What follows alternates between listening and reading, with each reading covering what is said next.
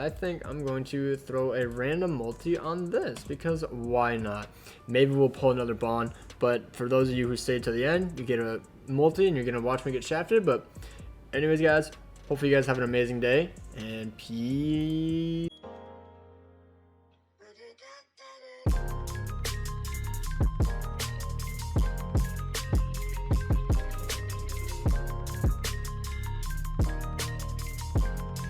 Alright, ladies and gentlemen, what is going on? Boppity boopity, it's me, RiggaTony, and we're doing some Grand Cross content.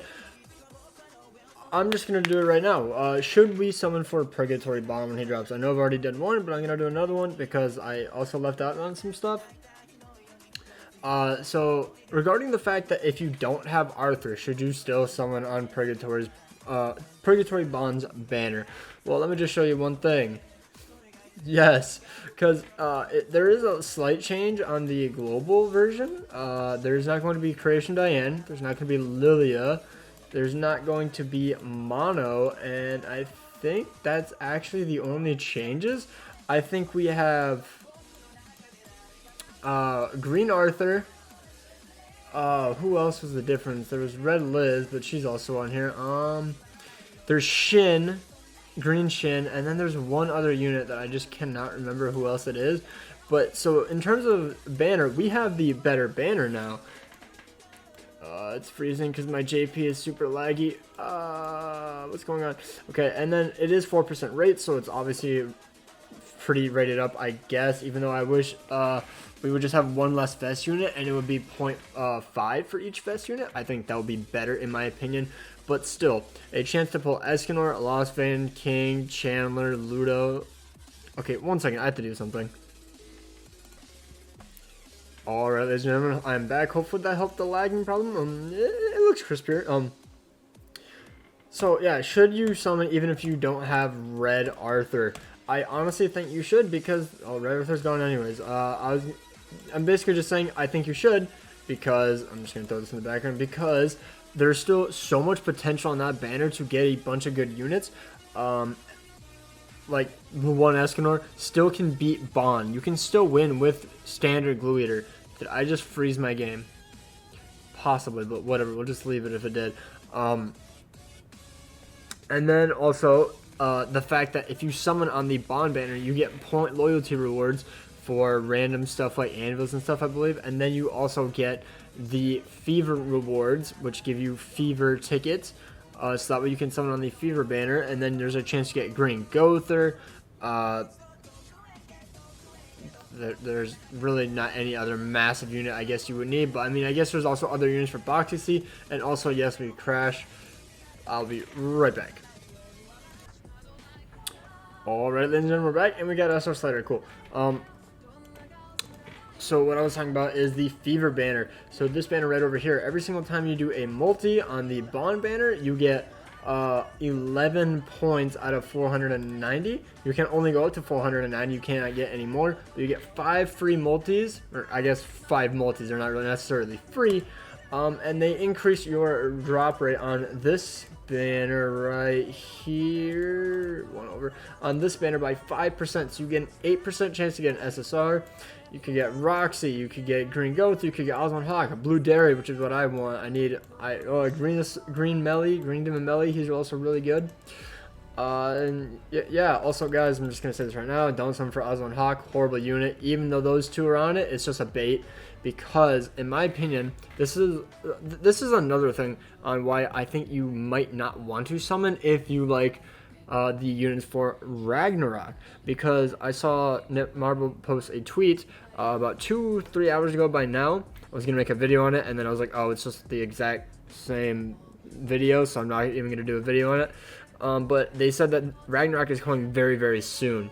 So in my brain, since they said it's going to be late July for global, I assume it's going to be late June for JP, because they do it a month apart. So I can only assume that is going to be dropping next week, because that's when Osmond Hawk leaves, right? The 24th, yeah.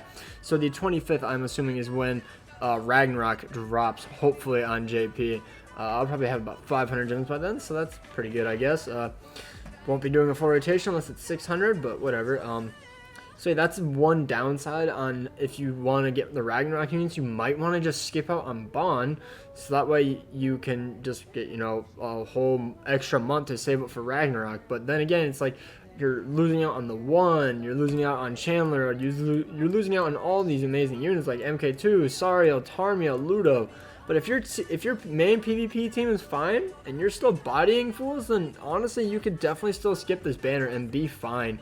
There are still counters to this unit, especially since in order to max out his max HP and have him do mass amount of damage, he doesn't want attack rolls. He wants crit damage / crit chance rolls, which makes you have less CC. You want to have Twigo or Greenmore, which gives you less CC, and then Arthur doesn't have that great of CC.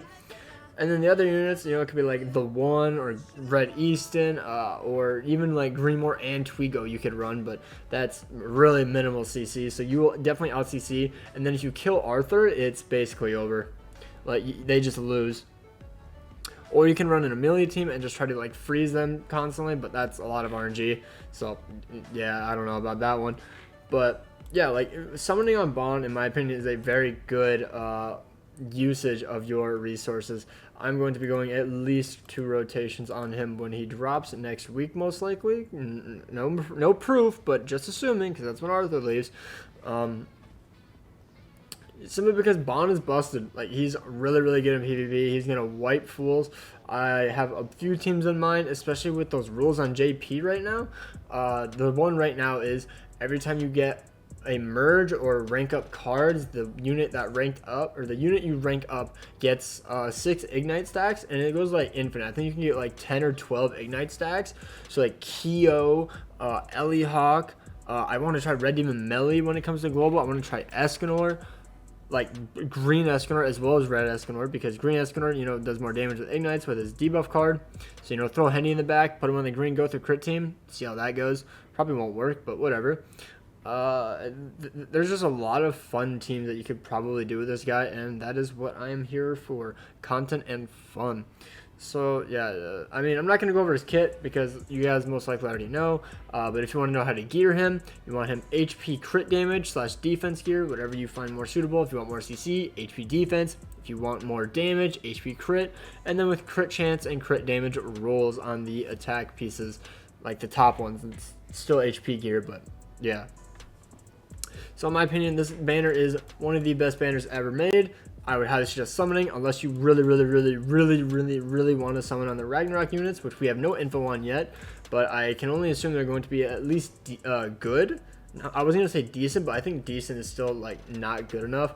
Also, I think I'm going to throw a random multi on this, because why not?